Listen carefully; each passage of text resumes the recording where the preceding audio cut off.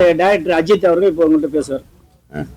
இப்போ வந்து பெண்கள் தற்காப்பு பாதுகாப்புனை பற்றின ஒரு ஸ்டோரி தான் பண்ணுறேன். டைட்டில் பார்த்தீங்கன்னா 7 hours 420 minutesன்னு சொல்லி. பேனர் நேம் வந்து ஃப்ளாஷ்பேக் மீடியா. எல்லோரும் கொஞ்சம் நல்லா சப்போர்ட் பண்ணுங்க. நெக்ஸ்ட் மந்த் ஸ்டார்டிங்கில் வந்து ஷூட் வந்து ஆரம்பிக்கிறேன்.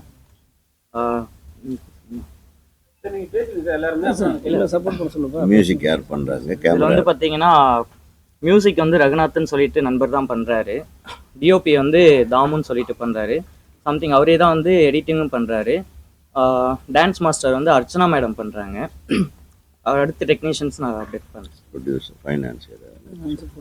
ப்ரொடியூசர் அண்டு டைரக்ஷன் ரெண்டுமே நான் தான் பண்ணுறேன். என்னோட அண்ணா தான் வந்து சப்போர்ட் பண்ணுறாரு. ஃபினான்சியராக வந்து வினோத் சார் தான் சப்போர்ட் பண்ணுறாரு.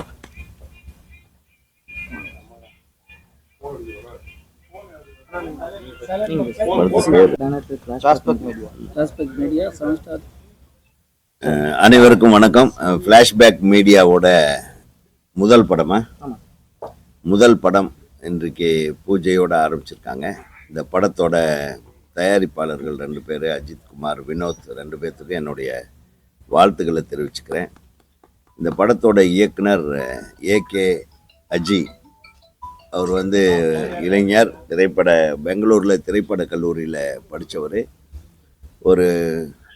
ஒரு புது விஷயத்தை கையில் எடுத்திருக்காரு. அது வந்து ஒரு டிஃப்ரெண்ட்டான டோனில் பிக்சரைஸ் பண்ண போகிறாரு. ஏன்னா இந்த கதைக்களத்தை யாரும் டச் பண்ணலை. அவர் என்கிட்ட சொன்னார், பப்ளிக்காக அதை சொல்ல முடியாது. ஒரு ரேசிங் கேலை பற்றியான ஒரு கதை. அந்த பொண்ணு எப்படி பைக் ரேசிங் பண்ணிகிட்டே இருக்கும், இடம் விட்டு இடம் போயிட்டே இருக்கும், அந்த மாதிரி ஒரு கதை.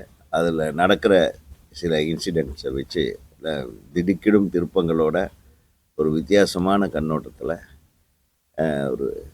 இந்த கதைக்களத்தை அமைச்சிருக்காரு. அது கேட்ட உடனே எனக்கே ஆச்சரியமாக இருந்தது. இப்போல்லாம் இந்த பசங்க இப்படியெல்லாம் திங்க் பண்ணுறாங்களே, நம்ம தான் ஒரு ஊரில் ஒரு ராஜான்னு கதையை ஆரம்பித்து சொல்லிகிட்ருக்குறோம். இப்போது ஒரு வித்தியாசமாக இருந்தது அவர் சொல்லும்போது. அப்புறம் அதில் தீபிகா அவர்கள் வந்து ஹீரோயினாக நடிக்கிறாங்கன்னு சொன்னாங்க. நல்ல பொண்ணு 2-3 படத்தில் ரொம்ப சிறப்பாக நடிச்சிருந்தாங்க. அவங்களுக்கு ஏற்ற ஒரு கதாபாத்திரம் தான். ஒரு கதைக்களத்தை சொல்லப்போ அவருக்கு ஏற்ற ஒரு கதாபாத்திரத்தில் தான் அவங்க சிறப்பாக நடிக்கணும்னு வாழ்த்துறேன். இந்த படத்தோட இசையமைப்பாளர் இங்கே ஒரு ரகுநாத் அவருக்கு எனது மனமார்ந்த வாழ்த்துக்கள். ஒளிப்பதிவாளர் மற்றும் எடிட்டர் மற்றும் இந்த திரைப்படத்தில் பங்கு பெற்று கொண்டிருக்கும் அனைத்து தொழில்நுட்ப கலைஞர்களுக்கும், நடிகைகளுக்கும் எனது மனமார்ந்த வாழ்த்துக்களை தெரிவித்து கொண்டு, இது இப்போல்லாம் வந்து நிறைய படங்களுக்கு பெருசாக பூஜையெல்லாம் போடுறதில்ல, நேரடியாக ஷூட்டிங்க்கு போயிடுறாங்க. இது ஒரு புது டீம்.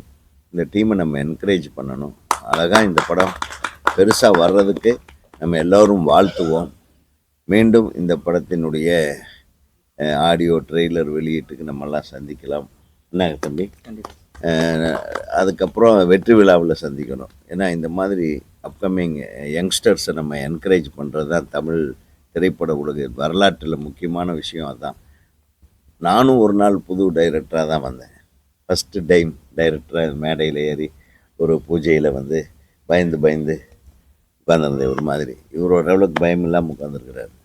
அதனால் இப்படியே தைரியமாக இந்த படத்தை சிறப்பாக இயக்கி தயாரித்து வெளியிட எனது மனமார்ந்த வாழ்த்துக்களை தமிழ்நாடு திரைப்பட இயக்குனர் சங்கத்தின் சார்பாக தெரிவித்துக் கொள்கிறேன்.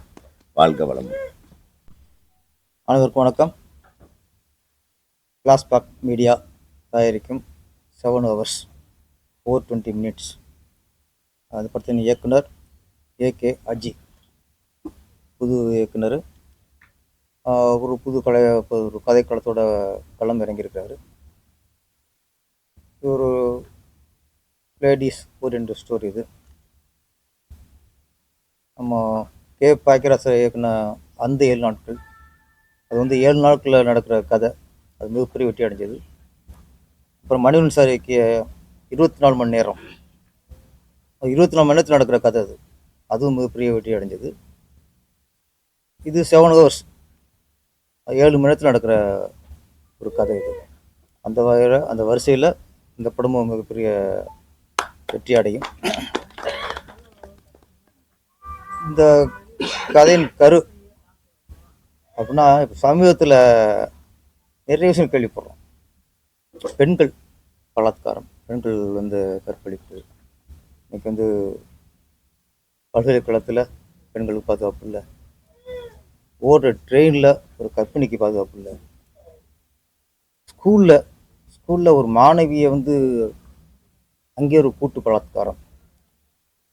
நம்ம நாடு சுதந்திரம் அடைஞ்சுங்கிறது பேர் தான், மற்றதில் என்னென்னவோ. ஆனால் இது மட்டும் குறையலை. இந்த பெண்களோட பாலியல் பலாத்காரம் மட்டும் கூட்டிகிட்டே இருக்குது தவிர அது குறைய காணும். அது என்ன காரணம்னு தெரியல.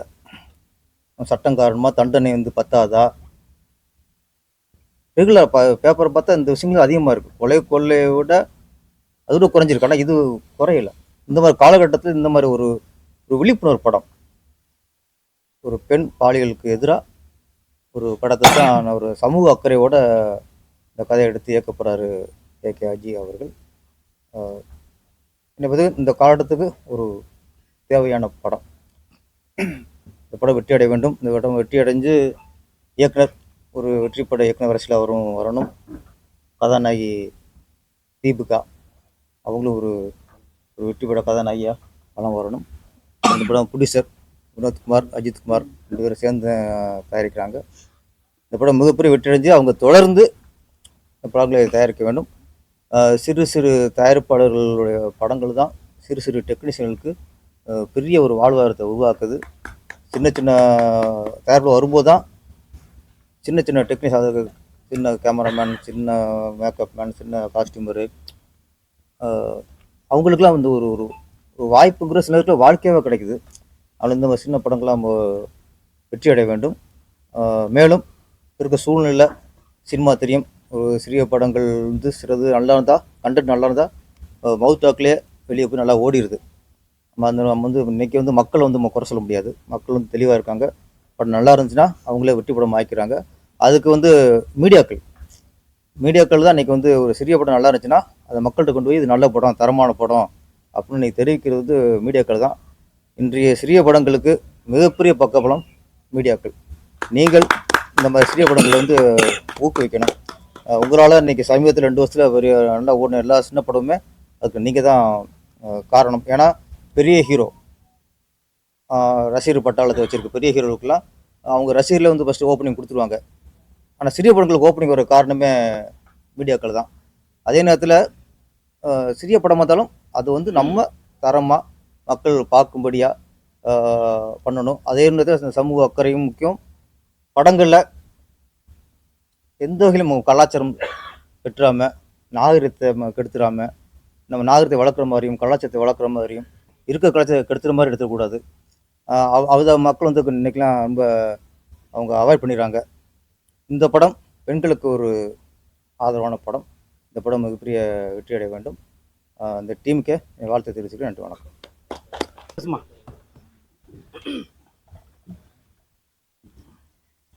So thank you so much. அனைவருக்கும் வணக்கம். டைரக்டர் அஜய் அவருடைய ஒரு லைனு ஒரு வித்தியாசமான இப்போ இருக்க ட்ரெண்டிங்கான லைன். நிறைய பேர் இப்போ பைக்ஸ் எடுத்து ட்ரிப்ஸ் போயிட்டே இருக்காங்க.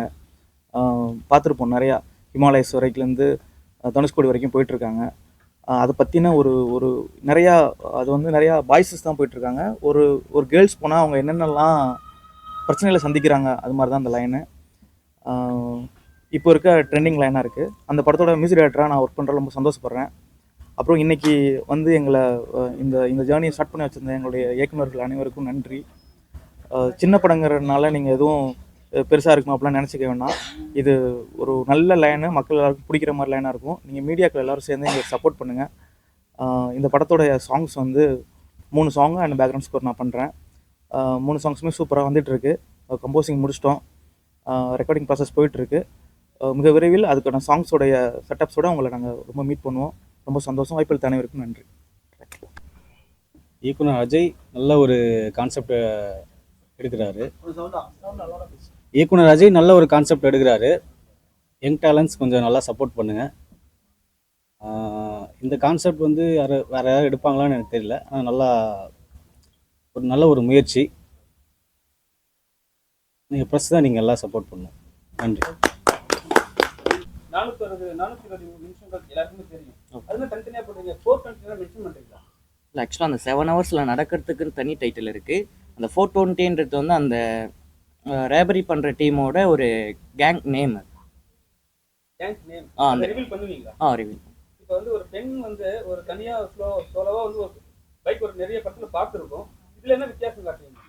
ஆக்சுவலாக சோலோ ட்ராவல் பண்ணுற பொண்ணுங்களுக்கு வந்து பாதுகாப்பே இல்லாமல் தான் பண்ணிட்டு இருக்காங்க. இல்ல இப்போ இருக்குல்ல, நீங்க சொல்றது வந்து ஒரு 10 இயர்ஸ் முன்னாடி நீங்க சொல்லலாம். ஓகே ஓகே இப்போ வந்து மேக்ஸிமம் இருக்கு. இப்போ சார் சொன்ன மாதிரி தமிழ்நாட்டுக்குள்ள வந்து பெண்கள் பாதுகாப்பு இல்லைன்னு சொல்ற விஷயம் ஒண்ணு இருக்கு. கண்டிப்பாக. ஆனா அங்க வந்து பாத்தீங்கன்னா போலீஸ் தான் செக்யூர்டா கூட்டிட்டு போறாங்க அவங்கள.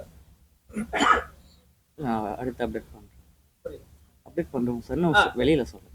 வெளியே சொல்லக்கூடாது. சரி, ஓகே சார். இப்போ வந்து ஒரு பெண்ணா கதாநாயகியா முன்னிறுத்த காரணம் என்ன சார் இந்த படத்துல?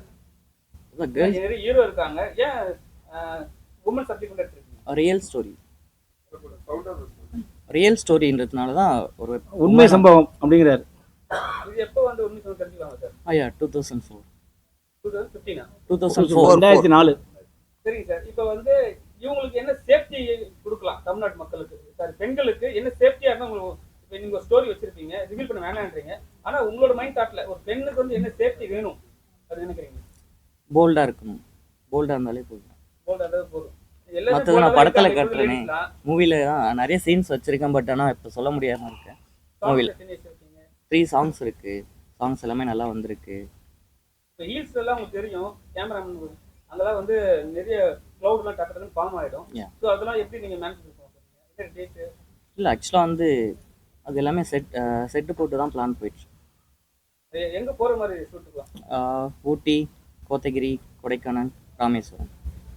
சார் நீங்கள் சொன்னீங்க தமிழ்நாட்டில் வந்து குற்றங்கள் அதிகமாக இருக்குது, ஆனால் வந்து தண்டனைகள் வந்து குறைவாக பண்ணுறாங்கன்னு சொன்னீங்க.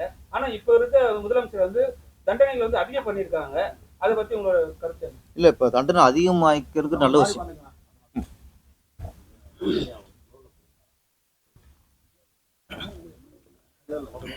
தண்டனை அதிகமாக்கிறங்கிறது நல்ல விஷயம்.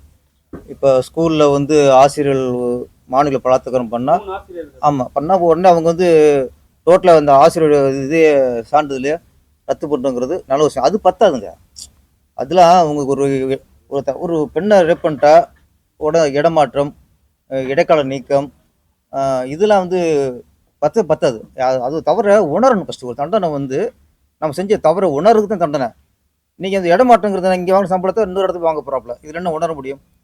இடைக்கால நீக்கங்கிறது அதெல்லாம் பெரிய ஒரு தண்டனை இல்லை, உணர மாட்டாங்க.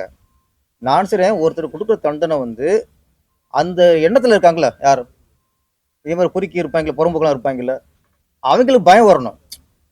பெண்ணை தொட்டா இந்த மாதிரி தண்டனை வரும். அவங்க வந்து மருத்துவர் என்ன சொல்றாங்கன்னா, அவங்க வந்து ஒரு மனநோயாளி தான் சொல்றாங்க. அம்மாவை பார்த்து, பெண்களை பார்த்து, குழந்தைகளை பார்த்து அவங்க வந்து இன்னொரு பொண்ணு மேல ஆசைப்படுறாங்கன்னா அவங்க மனநோயாளி தான் சொல்றாங்க. ஒரு நிமிஷம், மனநோயாளிங்கிறது வேறங்க. மனநோயாளி ரேப் பண்ண மாட்டாங்க. மனநோயாளி பொண்ணு மேல ஆசை வந்து ரேப் பண்ண மாட்டான். கொலை பண்ணலாம், கீறலாம், கடிக்கலாம், இதெல்லாம் பண்ணலாம். ஒரு சைக்கிள்ல ட்ரெயின்ல தள்ளி விட்டு சைக்கிள் பண்ணலாம். ஆமா, அதெல்லாம் ஒரு 2 நாளைக்கு அது கொலை பண்ணுவாங்க, மற்ற பண்ணுவாங்க. ரேப் பண்றதுங்கிறது மனநோயாளிங்கிறது நம்ம வந்து நம்மளே அப்ப சப்போர்ட் பண்றோம். ஒரு பொண்ணை ரேப் பண்ண போய் அவங்க மனநோயாளி சொன்னா அப்ப என்னன்னா, நாளைக்கு எவனாவது ரேப் பண்ணிட்டு நான் மனநோயாளி சொன்னா விட்டுருவீங்களா நீங்க? இப்ப இதுல மனநோயாளியா, பல்கலைக்கழகத்துல ஒருத்தர் ரேப் பண்ணானே மனநோயாளியா? இல்ல சொல்றேன். இப்ப இந்த ஹார்ட் ஆஃப் சிட்டி ஈஸியார் அங்கே போய் பொண்ணை விரட்டிட்டு போறாங்க, அவங்க மனநோயாளியா? இப்படி எல்லாரும் மனநோய் விட்டா அப்ப என்னன்னா, இந்த மாதிரி சப்பை கட்டு இந்த மாதிரி முட்டு கொடுக்கறது தான் இந்த தவறோட வீரியம் நமக்கு தெரியாம போயிருது. கற்பிடிச்சா என்ன சில வெளிநாட்டுல இருக்கு, துபாயிலாம் இருக்கு. நீங்க மற்றதுங்க கொலை, லஞ்சம், ஊழல் இதெல்லாம் விட்டுருங்க. ஒரு பெண்ணை தொட்டானா அவனுக்கு கொடுக்க தண்டனை அந்த எண்ணம் உள்ள எல்லாருக்கும் பெரிய பயத்தை உண்டாக்கணும். இனிமே தவறு குறையிற மாதிரி இருக்கணும். இவ்வளோ எத்தனை தண்டனை கொடுத்துருக்கோம், எத்தனை சிறை தண்டனை கொடுத்துருக்கோம், குறையுதா? ஏன் குறையல? தண்டனை சரியில்லை, தண்டனை பத்தலை. அப்போ அது ஒரு தண்டனை வேற மாதிரி இருக்கணும். நான் சொல்றேன், நடு ரோட்டில் விட்டு சுட்டு அது வீடியோ எடுத்து இதே மாதிரி சேனல் இருக்குல்ல, இது எல்லாம் பண்ண சாத்தியமாகலை. நான் சொல்றேன், நான் எங்க ஒரு குடிமகனா எங்களோட ஒரு ஆசைன்னு சொல்லலாம். இல்லையா, இந்த பெண்ணை தொட்டவனா இருக்கட்டும், கொலை பண்ண யாராவது சரி, ஜெயிலில் இருக்காங்கல்ல, நம்ம என்ன ஒரே ஒரு என்ன சார், நம்ம செய்தியாக பார்க்குறோம், இப்போ அண்ணன் பழகமாக இருக்கட்டும், இந்த ட்ரெயினில் தள்ளி விட்ட விஷயமா இருக்கட்டும், இது 6 மாதம் கழிச்சு மறந்துடும். இப்போ பொள்ளாச்சி சம்பவம் நடந்துச்சு. இப்போ அதில் குற்றம் சாட்டப்பட்டவங்க, தப்பு பண்ணவங்க இன்னைக்கு எங்கே இருக்காங்க நமக்கு தெரியுமா? அவன் ஜெயிலில் இருக்கானா இல்லை வெளியில் இருக்கான்னு தெரியுமா? அது அந்த நிகழ்ச்சி அந்த செய்தி மட்டும் பார்க்குறோம். அதுக்கப்புறம் அவங்க என்னன்னு தெரியல. அவங்க இப்போ எங்கே இருக்காங்க? ஜெயிலில் இருந்தால் இந்த மீடியாக்கெல்லாம் உள்ளே அனுப்பணும், ஜெயிலில் அனுப்பணும். ஒரு பெண்ணை கற்பழிச்சவன் ஜெயிலில் இப்போ என்ன தண்டனை அடிச்சுக்கிட்டு இருக்கான், அதை இதே இந்த எல்லா மீடியா உள்ளே அனுப்பி அதை ஷூட் பண்ணி மக்கள் போட்டு காட்டணும். நீங்கள் கொல்ல வேணாம் சார், அது துபாய் மாதிரி சாத்தியமாகாது, கரெக்டு. ஆனால் ஒரு பெண்ணை கற்பழிச்சவன் இன்னைக்கு ஜெயிலில் இருக்கான் அப்படின்னு ஒரு 2 மாதத்தோட பொள்ளாச்சியில் செஞ்சவன் இப்படி இருக்கான், பல்கலைக்கழகத்துக்குள்ள செஞ்சவன் இங்கே இருக்கான். ஆனால் எங்களுக்கு என்ன இருக்கானா இருக்க தெரிய மாட்டேங்குது.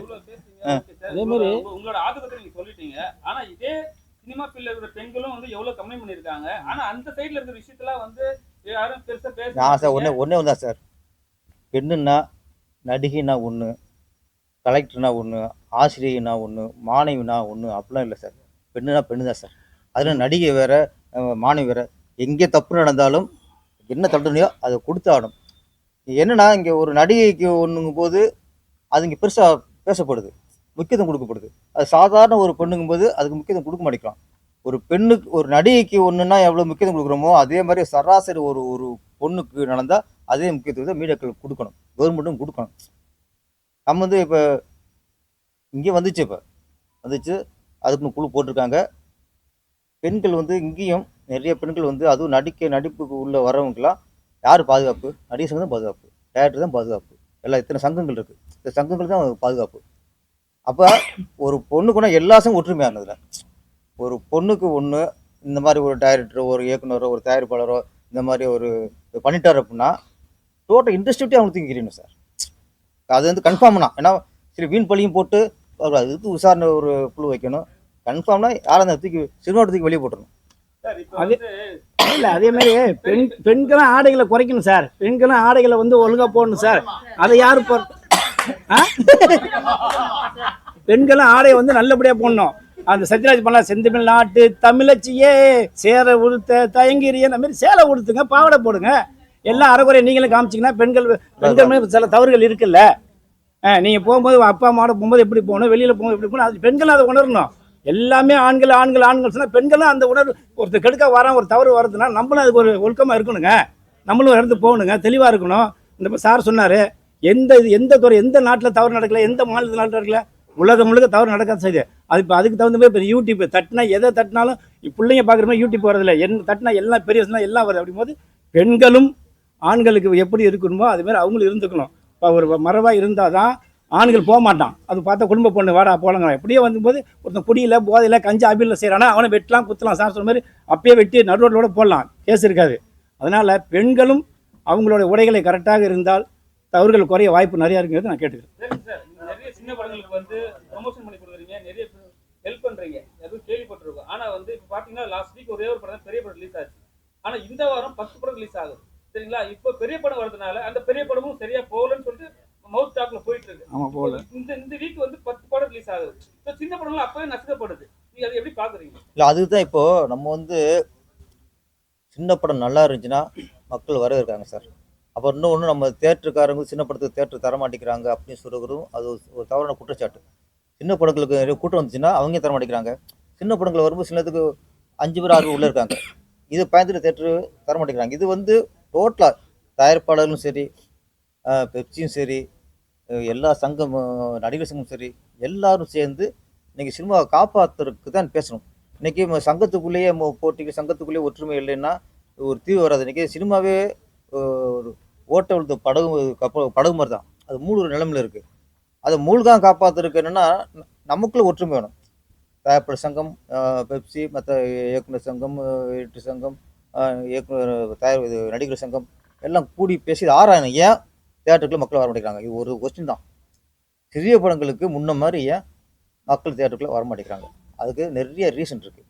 அதெல்லாம் பேசி எல்லாம் பேசி ஒரு தீர்வு கொண்டு, டிக்கெட் பிரச்சனையா, இல்லை கேண்டீன் பிரச்சனையா, இல்லை கார் பார்க்கிங் பிரச்சனையா, என்ன பிரச்சனை இல்லை, பெரிய நடிகர்களுக்கு பெரிய டிக்கெட்டு அமௌண்ட் கொடுத்து போகிறதுக்கு பிரச்சனை இல்லை, சின்ன படங்களுக்கு அதே வேலை அஜித் படத்துக்கும் விஜய் படத்துக்கும் கொடுக்க அதே டிக்கெட் விலையை நீங்கள் சின்ன புதுமுகத்துக்கும் கொடுக்கும்போது அவங்க யோசிக்கிறாங்க. இது நிறைய விஷயங்கள் யோசிக்கணும். அப்போ சிறிய படங்களுக்கு டிக்கெட் கட்டணத்தை குறைக்கணுமா, அதுக்கான தியேட்டர்கள் உருவாகணுமா?